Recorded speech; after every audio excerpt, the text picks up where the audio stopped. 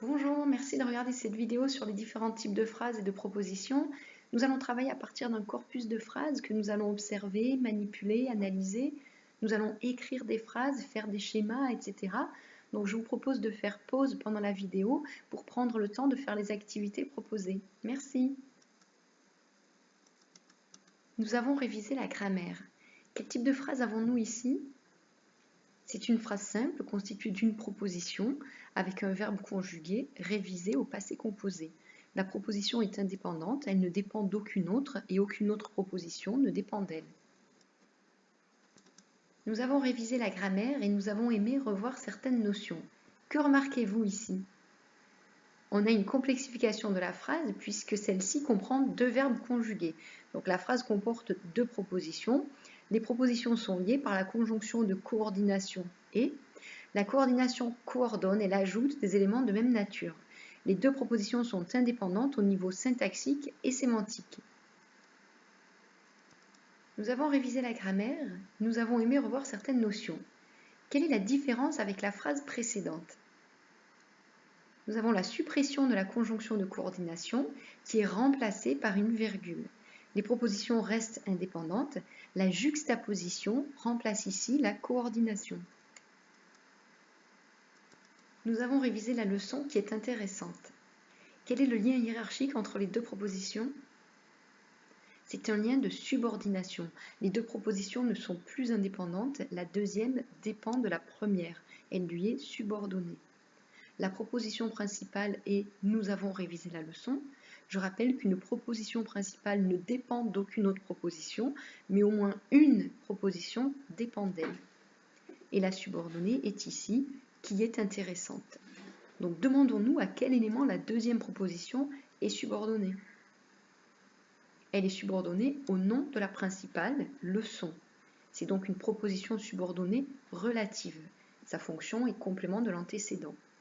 Quelle est la nature du mot subordonnant? Sa nature est pronom relatif qui exerce ici une fonction dans la subordonnée. Il est sujet du verbe être et il est anaphorique, il remplace l'antécédent leçon. Pour rappel, les pronoms relatifs simples sont qui, que ou dont. Les pronoms relatifs composés, lequel, laquelle, auquel, à laquelle, duquel, de laquelle, desquels, etc. J'ai révisé la leçon que j'avais étudiée en classe. Quel est le lien entre les deux propositions? C'est à nouveau un lien de subordination. Les deux propositions ne sont pas indépendantes. La deuxième dépend de la première. La principale est « j'ai révisé la leçon » et la subordonnée est « que j'avais étudié en classe ». À quel élément la deuxième proposition est-elle subordonnée? Elle est subordonnée à un nom de la principale, leçon. C'est donc une proposition subordonnée relative. Sa fonction est complément de l'antécédent. Quelle est la nature de « que » ici? C'est un pronom relatif, il exerce une fonction au sein de la proposition subordonnée, il est complément d'objet direct du verbe étudier et il est anaphorique, il remplace l'antécédent leçon. Nous pensons que l'étude des propositions subordonnées est intéressante. Quel est le lien entre les deux propositions? C'est un lien de subordination, la deuxième proposition dépend de la première. La première est la principale, nous pensons, la deuxième est la subordonnée, que l'étude des propositions subordonnées est intéressante. À quel élément la deuxième proposition est-elle subordonnée?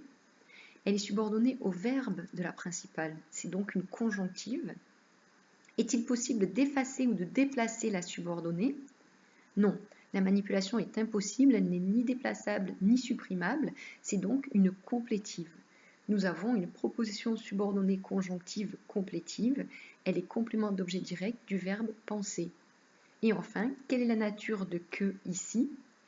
Attention, ici que est une conjonction de subordination, alors que était un pronom relatif dans la phrase précédente. Nous révisons la grammaire parce que c'est important. Quel est le lien qui unit les propositions ici? C'est un lien de subordination. La deuxième proposition dépend de la première. La première est la principale, nous révisons la grammaire, et la deuxième est la subordonnée parce que c'est important. À quel élément la deuxième proposition est-elle subordonnée? Elle est subordonnée au verbe de la principale ou à l'ensemble de la proposition. Ici, c'est donc une proposition subordonnée conjonctive. Est-il possible de déplacer ou de supprimer la subordonnée? Oui, la manipulation est possible. Nous pouvons la déplacer parce que c'est important, nous révisons la grammaire, et nous pouvons également la supprimer, nous révisons la grammaire, sans que le sens de la principale ne change. Elle est donc circonstancielle. Nous avons donc une proposition subordonnée conjonctive circonstancielle. Quel est le lien logique entre les propositions ou la circonstance exprimée? Ici, nous avons un rapport de cause, donc la proposition subordonnée est complément circonstanciel de cause. Quelle est la nature du mot subordonnant? Que est ici couplé à un autre élément, parce que est donc une locution conjonctive. La leçon de grammaire est importante, si bien que nous avons envie de réviser. Demandons-nous quel lien unit les deux propositions. C'est un lien de subordination. La deuxième proposition dépend de la première. La deuxième est la subordonnée, si bien que nous avons envie de réviser. La première est la principale. La leçon de grammaire est importante. À quel élément la deuxième proposition est-elle subordonnée? Elle est subordonnée au verbe ou à l'ensemble de la proposition principale. Nous avons donc une proposition subordonnée conjonctive. Est-il possible de déplacer ou d'effacer la subordonnée? Oui, la manipulation est possible. Nous pouvons supprimer la subordonnée sans que le sens de la principale ne change. La leçon de grammaire est importante. Nous avons donc bien une conjonctive circonstancielle.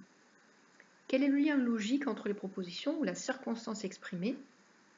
Ici, c'est un lien de conséquence. La subordonnée est complément circonstanciel de conséquence.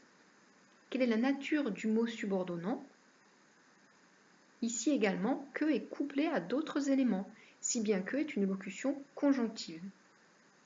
Maintenant, inverser les propositions et changer le subordonnant pour avoir une circonstancielle de cause. Nous pourrions avoir par exemple, parce que la leçon de grammaire est importante, nous avons envie de réviser. Un élève explique cette phrase afin que les autres comprennent la différence. Quel est le lien qui unit les propositions? Ici, nous avons un lien de subordination. La deuxième proposition dépend de la première. La première est la principale. Un élève explique cette phrase. La deuxième est la subordonnée, afin que les autres comprennent la différence. À quel élément la deuxième proposition est-elle subordonnée? Elle est subordonnée au verbe ou à l'ensemble de la proposition principale. C'est donc une proposition subordonnée conjonctive. Est-il possible de déplacer ou de supprimer la subordonnée? Oui, la manipulation est possible. Nous pouvons la déplacer. Afin que les autres comprennent la différence, un élève explique cette phrase. Nous pouvons également la supprimer. Un élève explique cette phrase sans que le sens de la principale ne change. Nous avons donc une proposition subordonnée conjonctive circonstancielle. Quelle est la circonstance exprimée? Ici, c'est le but. La subordonnée est donc complément circonstanciel de but. Quelle est la nature du mot subordonnant? Que est ici couplé à un autre élément, afin que est une locution conjonctive. Nous révisons bien que nous connaissions déjà certaines notions. Quel est le lien qui unit les propositions? C'est un lien de subordination. La deuxième proposition dépend de la première.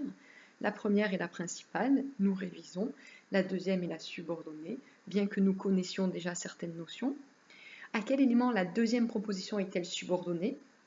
Elle dépend du verbe de la principale, elle est subordonnée au verbe de la principale, c'est donc une conjonctive. Est-il possible d'effacer ou de déplacer la subordonnée? Oui, la manipulation est possible, elle est déplaçable et supprimable.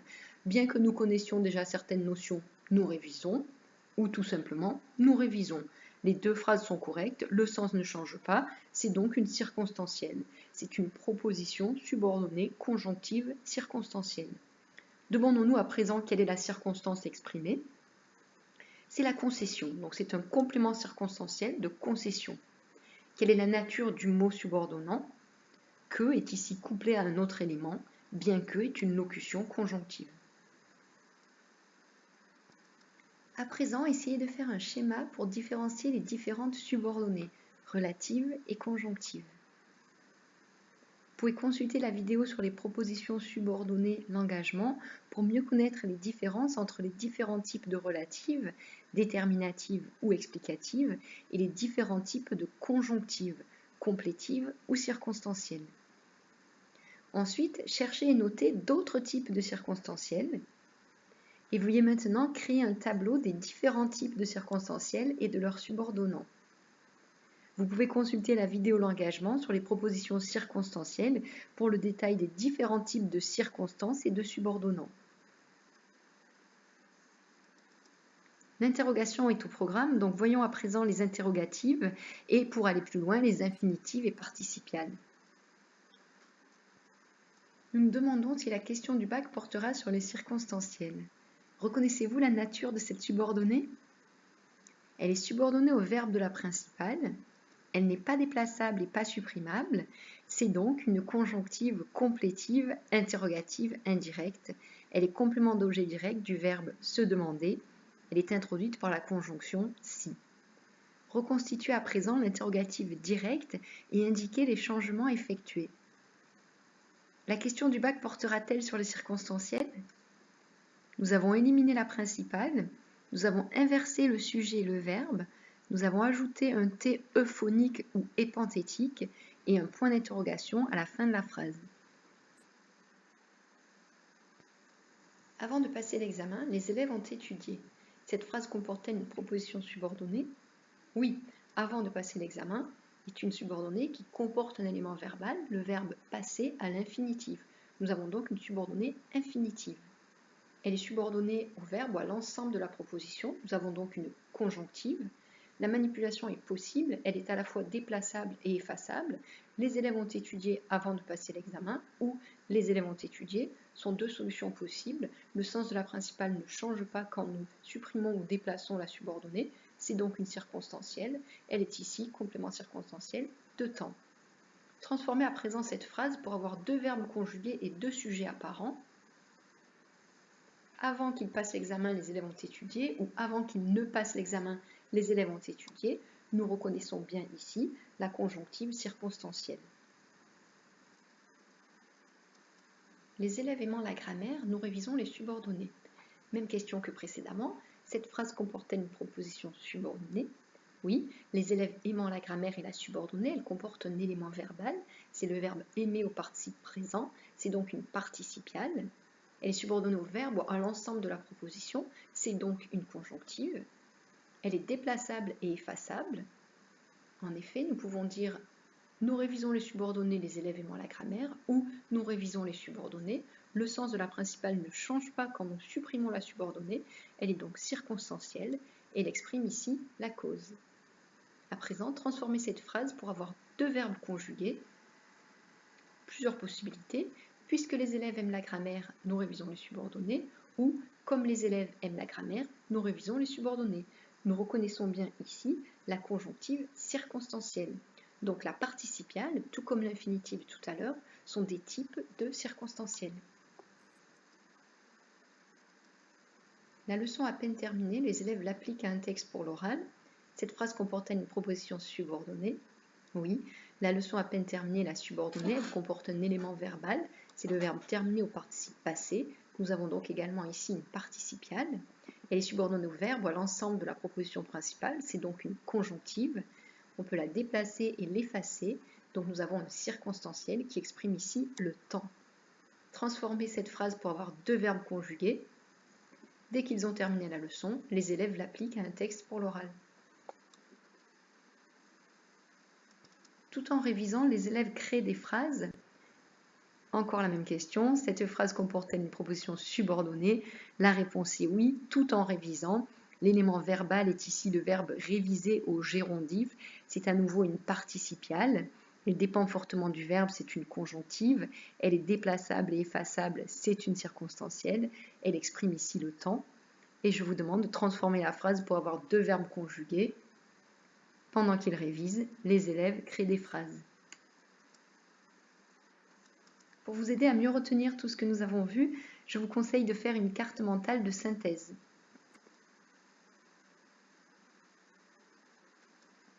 Merci d'avoir suivi cette vidéo l'engagement. N'hésitez pas à poser des questions ou à faire des commentaires.